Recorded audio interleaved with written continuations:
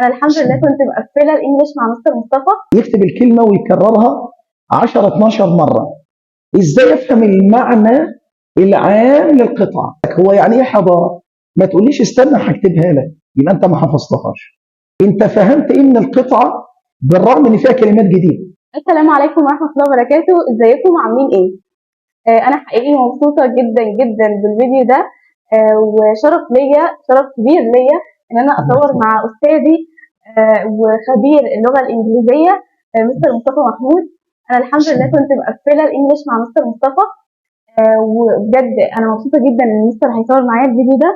هينصحكم النصايح اللي اكيد اهم واحسن بكتير جدا من النصايح بتاعتي. والله هي نانسي بتقول هي اللي مبسوطه، انا والله اللي مبسوط، انا مبسوط جدا.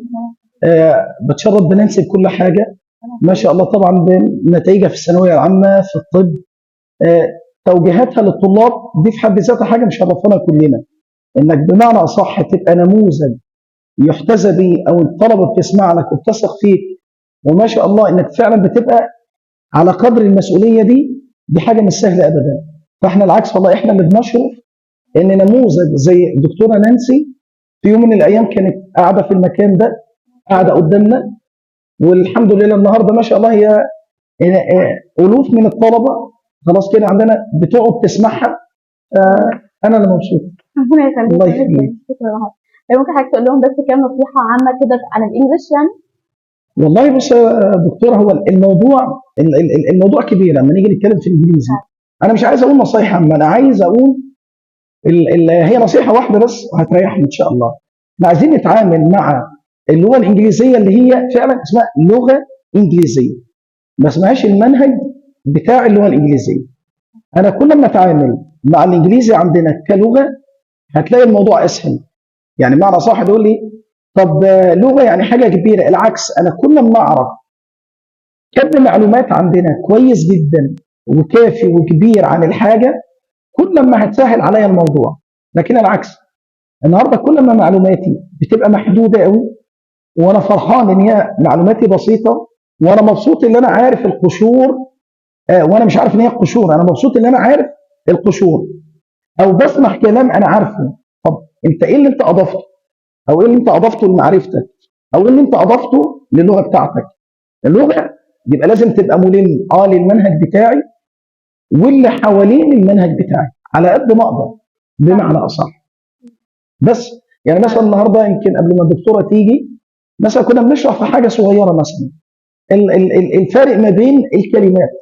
طب انا لو ما عرفتش الفرق بين الكلمات، ما عرفتش الفرق بين ايفنت وانسيدنت واكسيدنت، طب انا هذاكر كله بمعنى حادث، لكن انا عارف دي حادث مهم ودي حادث مثلا عارض وده حادث في قصه. هو ده اللي انا قصدي عليه. تمام. طيب اغلب الطلبه طبعا عندهم مشكله في الكلمات وحفظ الكلمات. تمام. مشكله يعني ابديه، فهم عايزين يعرفوا طرق يحفظوا بيها الكلمات وتثبت معاهم، بس ما ينساش بعد كده. تمام. بص يا دكتور، انا هقول لك حاجه، انا هقول لك بامانه. اتفضل. كل واحد ليه طريقه في الحفظ، خلاص، وممكن كل واحد بيختلف عن التاني، كل واحد بيعرف يحفظ بطريقه معينه، لكن في طريقه انا ما بحبهاش بامانه، اللي الناس دايما بتحفظ بشكل اللي هو يكتب الكلمه ويكررها 10 12 مره. انا بقول الطريقه دي يعني ممكن تنفع في مرحله صغيره، يعني مثلا لو انا في ابتدائي، لو انا في اعدادي، يعني بالكثير قوي اولى ثانوي، لكن مع كم الكلمات الضخم الكبير صعب فكره ان انا بكتب كلمه وبكررها دي اللي هتثبت الكلمه عندي. لان في الغالب انا من وجهه نظري دي حاجه احنا كنا بندرسها في علم النفس اسمها ذاكره المدى القصير او ذاكره عسكري المرور. يعني انت بس حافظ الكلمه شكلا، ما انت بتكررها، انت اصلا شايفها وبتكتبها تحت، انت كده ما حفظتهاش. الصح ان انا احفظ الكلمه الاول، احفظ الكلمه الاول. يعني احفظ الكلمه، اثبت معنى الكلمه في دماغي الاول من غير كتابه خالص. يعني مثلا جيت عندنا مثلا عايز احفظ 10 كلمات، عايز اعرف يعني ايه الحضاره، ويعني ايه التقدم، ويعني ايه الازدهار، ويعني ايه الرخاء. لازم عندنا لما اجي اسالك هو يعني ايه حضاره، ما تقوليش استنى هكتبها لك، يبقى انت ما حفظتهاش.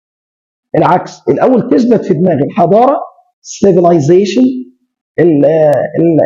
الرخاء مثلا يبقى prosperity، هقول عندنا الرفاهيه يبقى welfare، هقول مثلا عندنا مش عارف التقدم progress، وهكذا والعكس. طب لما اجي اقول لك progress، يبقى انت عارف يعني تقدم، يبقى هي خلاص ثبتت في دماغي. طب welfare، انا عارف ان هي رفاهيه. اخر خطوه اكتب. انت عايز تتاكد بقى، اكتب نطقك للكلمه هو اللي هيساعدك في الكتاب. يبقى انا عرفت خلاص ان هي تقدم progress ثبتت في دماغي. طب progress يبقى progress. غلطت في حرف، شوف ان انت كاتبه بالكلمه الاصليه، عرفت غلطتك مش هتكررها تاني. يعني نفترض كتبت progress اس واحده، اما جيت اصلح لقيتها لا ده هي دبل اس. اكتبها مره مرتين خلاص على كده هتلاقي نفسك ثبتت. لكن فكره ان انا بكتب وانا لسه ما حفظتش الكلمه، مجرد ما هتسمعها في درس، الدرس اللي بعده هتخش كلمات جديده هتنسى اللي قبل كده. عشان كده الواحد مثلا بيتعمد ان هو اثناء الحصه كل شويه، وانت عارفه يا دكتوره الكلام ده، اعيد الكلام اللي انا قلته في اول حصه. طب اشوفك انت فاكر ولا لا. طب انا قلت في اول حصه كلمه كذا، انت فاكر؟ طب كلمه كذا يعني لو هي ما ثبتتش، لا لازم تثبت الاول بس. طيب الحاجه اللي بعدها مثلا بالنسبه للقطع، تمام. عندهم مشكله برضو في حل القطع، بيغلطوا كتير قوي، بيحسوا ان هم كده مش عارفين اصلا يحلوا القطع ولا يفهموها. طيب انا اقول لك حاجه ثانيه يا دكتور، هي القطعه عندنا اولا هي اسمها قطعه فهم. خلاص قطعه فهم مش قطعه ترجمه، قطعه فهم. يعني بمعنى اصح انت فهمت ايه من القطعه، بالرغم ان فيها كلمات جديده. وشرط من شروط القطعه اللي هي لازم تبقى unseen يعني ما حدش شافها قبل كده، مش محطوطه في كتاب خارجي. ممكن الاستاذ الفاضل او المستشار الفاضل للغه يجيب لك القطعه دي من اي حته. طب هي هتعتمد على ايه؟ اكيد حصيله كلمات معقوله، لان مهما كان انا هحفظ كتير هتلاقي بره في كلمات جديده. هي الشطاره ازاي افهم المعنى العام للقطعه. انا مثلا بنصح الطلبه دايما لما تيجي تتعامل مع القطعه في الاول، خلاص افترضنا ان احنا هنحفظ كلمات، هتتعامل مع القطعه اقرا الاسئله الاول. يبقى واحد لازم اقرا الاسئله بحيث ابقى فاهم القطعه بتتكلم على ايه. يبقى بدل ما انت تبقى تايه اعرف القطعه بتتكلم على ايه. ممكن من الاسئله تلاقي مثلا الكلمات الصعبه اللي في القطعه دي انت اصلا مش محتاجها، فانت اعرف الاسئله بتدور حوالين ايه. ابدا قسم القطعه عندنا لباراجرافز، فقرات. فقره اولى افهم المعنى العام، الفقره الثانيه افهم المعنى العام مش الحرفي، طبيعي هتلاقي كلمات جديده. الفقره الثالثه هكذا. فمثلا نفترض موضوع كان عن التلوث، انا فهمت ان الجزء الاولاني ده بيتكلم على الباراجراف الاولاني اسباب التلوث، يبقى اي سؤال في اسباب التلوث هدور في الباراجراف الاول. الباراجراف الاخير مثلا كان بيتكلم كيفيه حل المشكله دي، يبقى لو جالي سؤال عن حل المشكله دي يبقى لازم عندنا هدور في الباراجراف الاخير. والنظام الجديد في القطع ان ممكن تلاقي اسئله بامانه ممكن مش لازم ابقى فاهم القطعه 100%، لا انا ممكن اعرف احل القطعه بمعلوماتي. وفي اسئله لازم افهمها من القطعه وابقى عارف. في الثانويه العامه مش بيسالني السؤال مباشر، لا ده هو دايما بيسالني ممكن بالمرادف بتاع الكلمه. يعني مثلا سالني تحت عندنا قال لي مثلا وات از ذا بنفيتس، الفوائد. لكن فوق عندنا كان بيقول لي عندنا يبقى وي كان، او مثلا the advantages، المميزات بتاعت الموضوع ده كذا. يسالك تحت هاو كان وي benefit، طب ازاي نقدر نستفيد. طب تحت يسالني عندنا طب ايه هي عندنا السلبيات. طب فوق عندنا ممكن يقول لي طب في بعض العقبات بتواجه الموضوع ده، فده هيساعدني فيه برضك حفظ الكلمه. فانت هتقول انا مش هحفظ كلمات، طب انا كده مش هحل القطعه، مش هحل الترجمه، مش هكتب الموضوع القصه. لو انا نسيت الاجابه الحرفيه مش هعرف اجيب البديل. العكس كل ما تحفظ اكتر الموضوع يبقى اسهل مش اصعب. فعلا. طيب بالنسبه بقى للجرامر، جرامر كتير قوي بيبقى شايفين ان هم يعني فاهمين الجرامر خلاص تمام، كويس. والمستر شرح لهم حلو وشايفين ان هم كده تمام، طب يجوا يحلوا مش عارفين يحلوا خالص. طب انا عايز افرق بين حاجتين، انا فاهم وانا حاسس ان انا فاهم. يبقى ايه معنى؟ الاستاذ قال وشرح والتمام، فانت حاسس ان انت فاهم كويس جدا، فهمت من الحصه، لازم اذاكر. اصل ممكن واحد يطلع من الحصه ففاهم كويس جدا فعايز يحل الواجب عشان ايه؟ زي ما اقول كده فرحه بقى، فعايز احل الواجب. لا، لازم ارجع تاني اذاكر وافتكر واحده واحده الاستاذ قال في القاعده دي كذا، والمثال عليها. لازم كل حاجه تتذاكر بالمثال، ولازم عشان تتاكد انك فاهم اشرح لنفسي اللي انا ذاكرته. يعني انت بتقول انت فاهم صح؟ طب تعالى كده اقف مع نفسك واعمل كده زي ما دكتوره نانسي كده بتعمل معانا، بتسجل لنا الفيديو ده. سجل فيديو لنفسك وانت بتشرح، واسمع نفسك انت فاهم ولا مش فاهم. لو لقيت نفسك لا مؤاخذه بتطبش في الكلام وانت مش فاهم نفسك، يبقى انت ما ذاكرتش. لا، لازم الكلام تكون فاهم، يكون ليه معنى. لقيت نفسك الكلام ليه معنى وانت فاهم، هتطبق كويس. لكن انا بقول انا فاهم، طب تعالى قول لي اللي انت فهمته. لا تقول لي انا فاهم مش حافظ، مفيش حاجه اسمها كده. دليل الفهم الحفظ. الناس بتفهم غلط. دليل فهمك حفظك. انت فاهم، طب قول لي اللي انت حفظته ايه، اللي انت فهمته. لكن تقول لي انا فاهم فاهم من غير ما تقول لي انت حفظت ايه، لا. واحد يقول لي مستر، طب المستر مركز على الحفظ. مش قصدي، ما هو ما فيش علم من غير حفظ. أنا لازم احفظ المعلومه. وفي ناس بتعمل حاجه كويسه قوي يا دكتور، وانت كنت منهم، اللي انا بكتب القاعده فوق السؤال، بفكر. صح كده؟ ايوه صح. بفكر نفسي، صح. بفكر نفسي. طب لو انا مش مذاكر القاعده وحافظها، ما انا مش هكتبها. لكن لو انا حافظ القاعده، السؤال جالي كذا، افتكر ان المستر قال مثلا في مش عارف في حاله كذا في زمن كذا، اما يجي كذا بيحصل كذا، والحاله دي كده، او الحاله الشاذه بتاعتها كده. لو انا مش عارف اقول الكلام ده، لا، يبقى انا كده ما ذاكرتش. فهي دي المقياس بتاعي. طب بالنسبة بقى اللي بيحلوا يعني في الامتحانات الشاملة ويحلوا غلط أخطاء كتير عندهم، فيحبطوا جدا ويفكروا إن هما كده فاشلين خلاص وهيجيبوا درجة وحشة في آخر السنة. دول المستر هتقول لهم إيه يعني؟ بس الامتحان أو في الكتب الخارجية بيحلوا غلط كتير في الكتب الخارجية بص، أو والله اقول لك حاجه.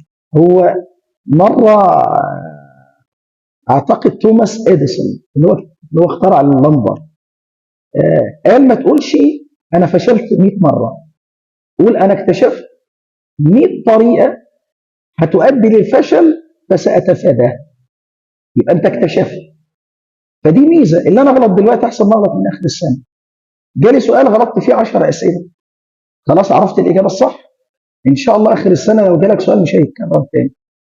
العكس، ساعات الواحد لما بيحل كتير كتير من غير ما يغلط، بيجي له بقى سيلف كونفيدنس، ثقه في النفس، فبيحس ان هو عمره ما يغلط.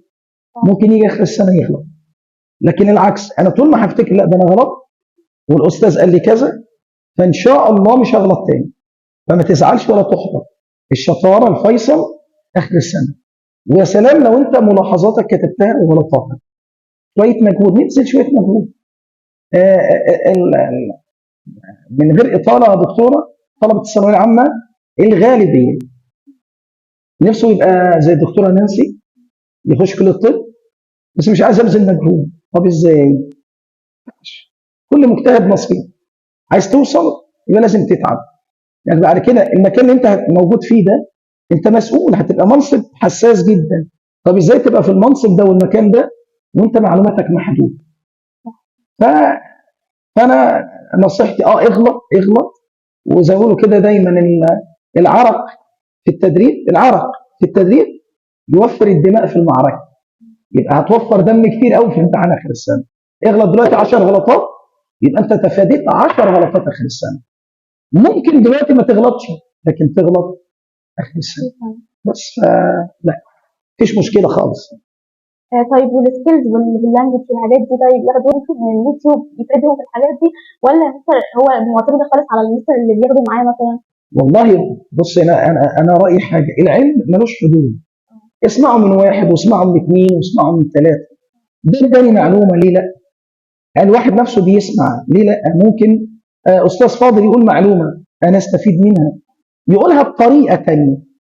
طب انا متعود على طريقه معينه ممكن تبقى صعبه شويه، طب هو قال طريقه، طب انا استفيد بيها، يبقى معايا دي ومعايا دي. يبقى للطالب الشاطر الطريقه المميزه، وللطالب اللي هو متوسط اخد الطريقه البسيطه. فانت الطلبه اسمع من واحد واثنين وثلاثه، وانت نفسك هتعرف استاذك كويس، وان شاء الله الغالبيه العظمى ناس كويسين محترمين على التراك الصحيح، ولا الموضوع بمعنى اصح انا كده بعيد خالص عن القصه.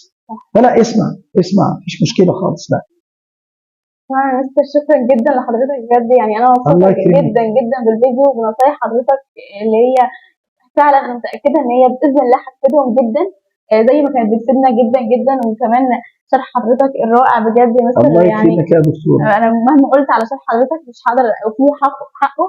وده غير شغل حضرتك اصلا معانا طول السنه بجد. يعني ربنا يكرمك. ده غير الحاجات الحلوه اللي بتنزلها على اليوتيوب يا مستر كانت بتفيدهم الله جدا يكرمك. وعجبتهم قوي قوي يا مستر حقيقي الله في يخليك. المراجعات. يعني ربنا يكرمك كتير قوي. شكرا لحضرتك جدا. فحبيت ان انا اوصل لحضرتك الشكر ده دلوقتي. الله يخليك واقول لك والله هي دي يعني سبحان الله، هي صدقه علم وانت كنت سبب فيها. ربنا يخليك. فان شاء الله يبقى برضك في ميزان حسناتك. ندعو ربنا ان هو يكون في ميزان حسناتنا. والعلم ده يعني سبحان الله، احنا مهما كان، انا بقول احنا مش علماء، يعني احنا بننقل المعرفه. يعني ربنا يقدرنا ان احنا ننقلها بشكل كويس، لكن مش هنقول احنا الفنا كتب ولا اتينا ب... ببدع بمعنى اصح. لا، احنا بننقل المعرفه، بنجتهد، بنعرف المعلومه بشكل افضل، بنحاول نوصلها، وربنا يكرم طلابنا كلهم. بس شويه تعب، وزي ما اقول كده شعارنا دكتوره كان ايه؟ نو جين without pain. بس نو جين وداود. خليك يا مستر. شكرا جدا انا لحضرتك. اللي متشكر يا دكتور، الله مع يخليك. السلامه.